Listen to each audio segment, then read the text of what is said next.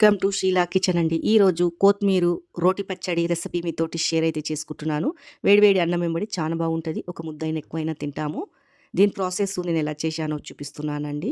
First మెంతులు, ఆవాలు కొద్దిగా తీసుకొని డీప్ ఫ్రై చేసుకొని అయితే పక్కకైతే పెట్టుకోవాలా. దాంట్లోనే కొద్దిగా నూనె పోసుకొని మనము కారము ఎంత తింటామో ఎండిన మిర్చి ఫ్రై అయితే చేసుకోవాలండి. ఎండిన మిర్చిని మంచిగా డీప్ ఫ్రై అయితే చేయాలా. ఎందుకంటే రోటిలో నలగది. అందుకే మంచిగా డీప్ ఫ్రై అయితే చేసుకోవాలండి. కలర్ కొద్దిగా చేంజ్ కావాలా ఇంకా చూడండి. ఇలా అయిపోయాక పక్కకైతే తీసి పెట్టుకున్నాను. అదే నూనెలో ఒక 5 కొత్తిమీర కట్ట తీసుకొని మంచిగా కడుక్కొని కోసి పెట్టుకున్నానండి ఇది పక్కకి. జర ఆరిపోయేలాగా చూసుకోవాలా కొత్తిమీరు. తర్వాత ఇది ఫ్రై అయితే చేసుకోవాలండి. కొత్తిమీర మనము కడుక్కున్నాక పొడి బట్టతోటైనా తుడుచుకోవాలా. నీళ్ళు నీళ్ళుగా ఉండనియొద్దండి. ఎందుకంటే ఇది నిల్వ ఉంటది. నెల రోజులైనా రోటి పచ్చడి ఖరాబ్ కాకుండా ఉంటది. నీళ్ళు ఉంటే ఖరాబ్ అయిపోతది గదండీ! కోసుకున్నాక అందుకే బట్టతోటైతే తుడుచుకోవాలండి. ఇది ఇలా ఫ్రై అయితే చేసేసుకోవాలా. తర్వాత రోటినైతే మంచిగా వాష్ చేసుకొని, ఇవి మనం డీప్ ఫ్రై చేసుకొని పెట్టుకున్నాం గదండీ!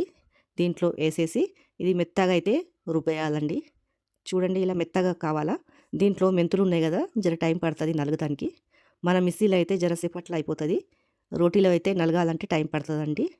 ఇలా జరసేపు రుబ్బాలా. చూడండి ఇలా మెత్తగా అయితే అయిపోవాలండి. రుబ్బుతుంటేనే గుమగుమలాడుతుంది వాసన అయితే చాలా బాగుంటది. ఇలా మొత్తం అయితే మెత్తగా అయితే చేసేసుకుంటున్నాను.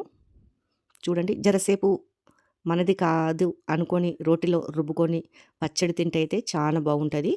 చూడండి ఇలా మెత్తగా అయితే అయిపోయింది. చూడండి ఇలా.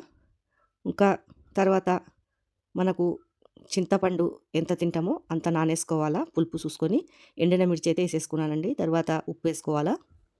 ఉప్పేసేసుకున్నాక ఇది మొత్తం మంచిగా మెత్తగా కానియాలండి. చూడండి ఇది చాలా సేపు అయితే పెట్టొద్దు. ఎందుకంటే మెత్తపడిపోతది మళ్ళీ ఎండిన మిర్చి. అందుకే అప్పటికప్పుడే రోటిలో దంచేయాలా. జర కరకరలాడుతున్నప్పుడే మెత్తగా అయిపోతదండి దంచుకుంటే. లేకపోతే పెట్టేస్తే మెత్తగా అయిపోయి ఉంటది. మళ్ళీ దంచడం కష్టము. ఇలా మంచిగా మెత్తగా అయితే చేసేసుకోవాలా. ఉప్పేసాను గదండీ! మెత్తగా అయితే అయిపోతది. మనకు రుచికి తగ్గట్టు ఉప్పేసుకున్నాను. చూడండి ఇది మంచిగా ఇలా చేసుకుంటే మెత్తగా అయితే అయిపోతది. చూడండి. ఇంకా జరసేపు మెత్తగా చేయాలండి.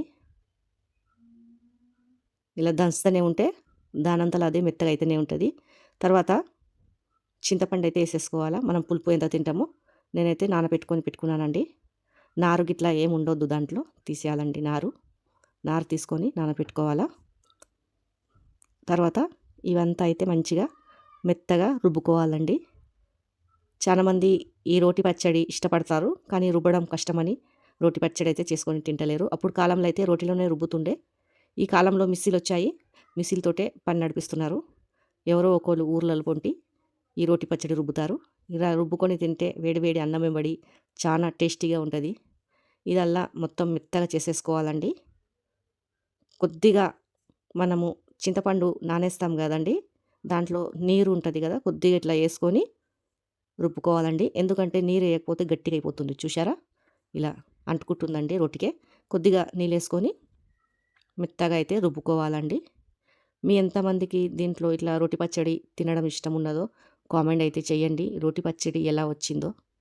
ఇలా అంతా అయితే రుబ్బేసుకుంటున్నాను. చూడండి. మెత్తగా అయితే అయిపోయింది.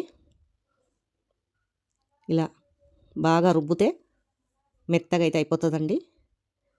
ఇది రుబ్బడం అయితే గంట అయితే పడతదండి మొత్తం ప్రాసెస్ ఇది రుబ్బే వరకు. జర కొత్తిమీర గదా! నలగది తొందరగా.